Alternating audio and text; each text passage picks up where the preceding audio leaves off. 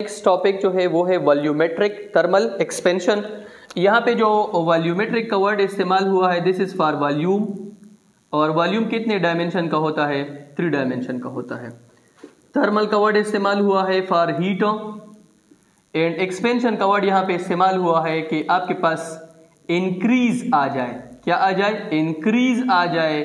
किस में? वॉल्यूम में।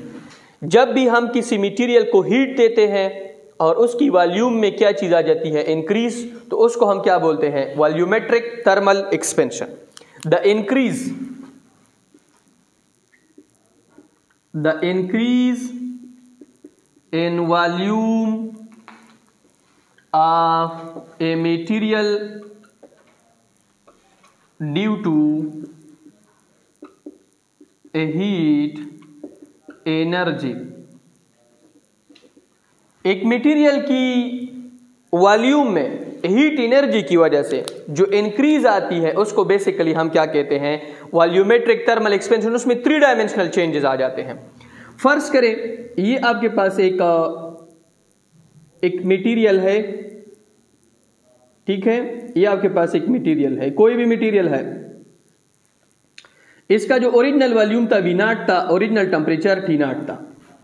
इसको हमने थोड़ी सी हीट दी, ठीक है? इसको हमने थोड़ी सी हीट प्रोवाइड की, तो हीट की वजह से इसमें थोड़े से चेंजेस आ गए। देखिए इस तरीके से इसमें चेंजेस आ गए।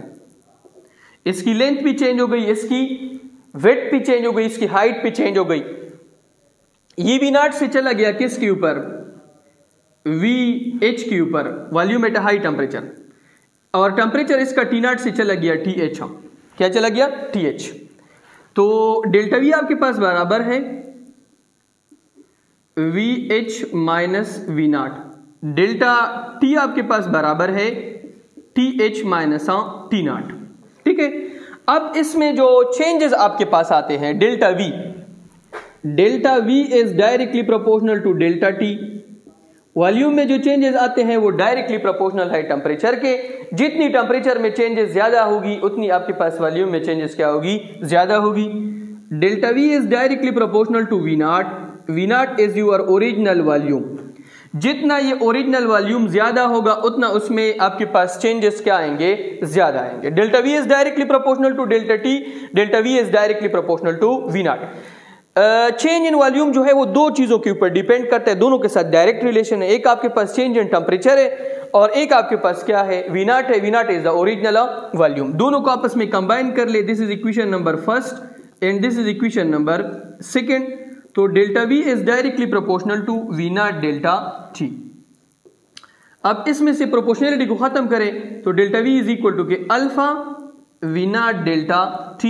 अब यहां से अगर आप अल्फा निकालना चाहते हैं तो delta V is equal to K alpha V0 delta T divided by V0 delta T divided by V0 delta T। ये और ये आपस में कैंसल, तो आपके पास क्या आ गया? सॉरी, यहाँ पे जो हमने कांस्टेंट पुट किया है, this is not alpha, this is गेमा, क्योंकि ये 3 डायमेंशनल चेंजेस है, इसके लिए हम गेमा पुट करते हैं। तो गेमा इज इक्वल टू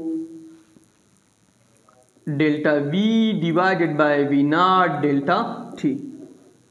गेमा is equal to delta V divided by V0 delta T। Delta V आपके पास क्या है? Change in volume. V0 आपके पास ओरिजिनल वॉल्यूम है और डेल्टा T आपके पास क्या है? Change in temperature. और गेमा आपके पास क्या है? Coefficient of volumetric thermal expansion, where gamma is a coefficient of volumetric thermal expansion. Gamma हमें क्या बताती है?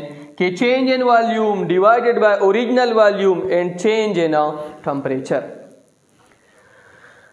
अब अगर आपसे कोई पूछे, इसमें एक MCQs आता है कि गेमा इज इक्वल टू डैश, गेमा बराबर है 3 अल्फा की। क्यों? क्योंकि alpha is a 1 dimensional and गेमा इज अ 3 डायमेंशनल। तो गेमा में कितने अल्फा आते हैं? बेसिकली 3 अल्फा आते हैं, ठीक है? तो this is all about volumetric thermal expansion.